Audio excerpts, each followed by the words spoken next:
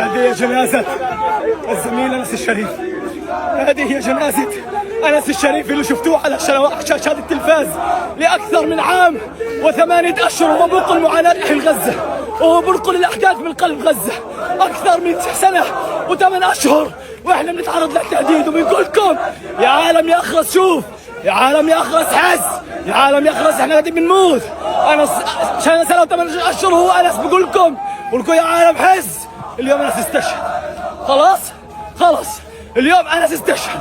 اليوم الجنازة هذه اللي ورايا هي جنازة أنس، هذه الجنازة اللي كلنا خايفين نشوف هذه الجنازة. هذا مرعب إسرائيل، هذا مرعب إسرائيل، هذا مرعب إسرائيل. مليون مرة هددوا أنس، مليون مرة الخايف بالكلب نزل عنه، مليون مرة نزلوا عنه الإعلام العبري، مليون مرة تعرض للتهديد، والعالم كله مطقح، والعالم كله ولا شايف لحد ما أنس اليوم استشهد. هاي جنازة أنس يا جماعة، هاي جنازة أنس، هاي اللحظة اللي احنا كلنا خايفين منها. هاي جت يا جماعة.